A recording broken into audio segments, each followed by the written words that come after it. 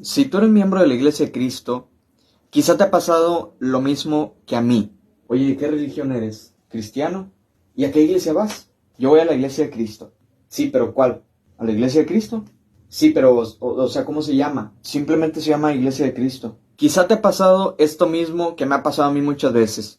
Muchas personas tienen duda acerca de la Iglesia de Cristo. ¿Quiénes son estas personas? ¿En qué se distinguen de los cientos de iglesias que hay en el mundo? ¿Cuál es su origen histórico? ¿Cuántos miembros hay? ¿Qué es lo que predican?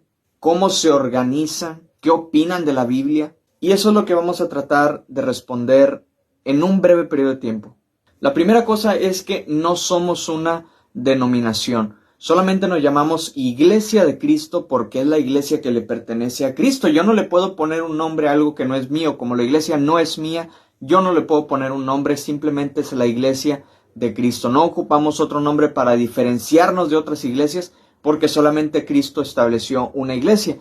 Nosotros no tenemos otro apellido aparte de nuestro nombre cristiano, ¿verdad? Como cristiano evangélico, cristiano bautista, cristiano. No tenemos ninguno de esos nombres. Simplemente nos distinguimos como cristianos. No somos ni católicos, no somos bautistas, no somos pentecostales, no somos presbiterianos. En la Biblia solamente encontramos una designación para seguidor de Cristo, la cual es cristiano. Ahora, como simplemente el Nuevo Testamento presenta las instrucciones de Cristo hacia sus discípulos, solamente este testamento sirve como base para llevar a cabo nuestras prácticas y nuestras enseñanzas. Creemos que la enseñanza del Nuevo Testamento es la que va a guiar al hombre hacia el camino correcto. Creemos también que la división religiosa es mala, el no tener comunión con algunas otras iglesias de Cristo. Cristo oró por la misma unidad de la iglesia, Juan capítulo 17. También creemos que añadirle otra cosa aparte al Nuevo Testamento es una cosa incorrecta. La Biblia condena el hecho de que una persona le quite a la Biblia o le añada a la Biblia. Gálatas capítulo 1, versículos 6 al 9. Apocalipsis 22, 18 al 19. Es por eso que el Nuevo Testamento es lo único que se acepta en la iglesia de Cristo. Ahora también, cada iglesia de Cristo es autónoma. No comparte las burocracias que hay allá afuera. No tenemos un gobernador de las iglesias de Cristo. No tenemos una oficina central de la iglesia de Cristo. Por eso cada congregación es autónoma y se gobierna a sí misma. Y es independiente de cualquier otra congregación de la iglesia de Cristo. Lo único que nos une a todas las iglesias de Cristo es la fe y la Biblia. Ahora, cada iglesia de Cristo es autónoma, pero se gobierna por una pluralidad de ancianos, seleccionados por los mismos miembros. Estos son hombres que cumplen con los requisitos de 1 Timoteo capítulo 3 y Tito capítulo 1. Además, también hay diáconos que cumplen los requisitos que están en 1 Timoteo capítulo 3. Pero no puede haber diáconos si no hay ancianos. Ahora, nuestra adoración consta de 5 actos, al igual que como en el primer siglo. Nosotros creemos que es importante seguir el patrón bíblico. Jesús dijo, Dios es espíritu, y los que le adoran en espíritu y en verdad es necesario que adoren. Juan 4:24. Ahora, de este pasaje aprendemos 3 cosas. Nuestro culto tiene que dirigirse a la persona correcta, a Dios. Nuestro culto tiene que ofrecerse con el espíritu correcto y nuestro culto tiene que ser según la verdad. Ahora, estos 5 actos fueron observados por las iglesias del primer siglo y son cantar, orar, predicar, ofrendar y comer de la cena del Señor, o de la comunión, o del partimiento del pan, o de la mesa del Señor. Ahora, si alguna ocasión tú has visitado alguna iglesia de Cristo, yo creo que tú estás consciente que hay 2 actos que son totalmente diferentes a los que se hacen en otras religiones o en denominaciones o en grupos religiosos. Por eso permíteme explicarlos brevemente. El canto de alabanza es a capela, que significa que no usamos instrumentos musicales. Esta es una de las cosas que llaman mucho la atención a las personas que visitan una iglesia de Cristo, y es que no usamos instrumentos musicales. Es la única forma en la que nosotros aceptamos un culto hacia Dios. Sencillamente yo lo explico de esta manera. Buscamos adorar según las instrucciones del Nuevo Testamento.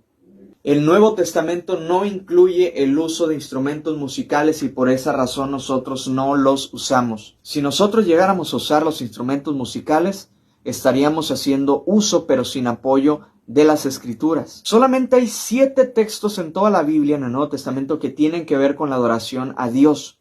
Ellos son: y cuando hubieron cantado el himno, salieron al monte de los olivos, Mateo 26:30. Pero a medianoche, orando Pablo y Silas, cantaban himnos a Dios y los presos los oían, Hechos 16:25. Por lo tanto, yo te confesaré entre los gentiles y cantaré a tu nombre, Romanos 15:9. Cantaré con el espíritu, pero cantaré también con el entendimiento, 1 Corintios 14:15.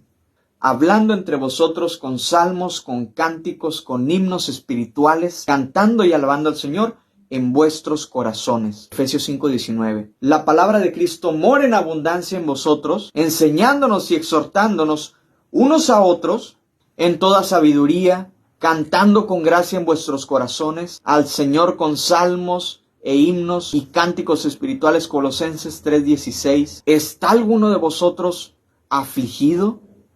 Haga oración. ¿Está alguno alegre? Cante alabanzas, Santiago 5:13.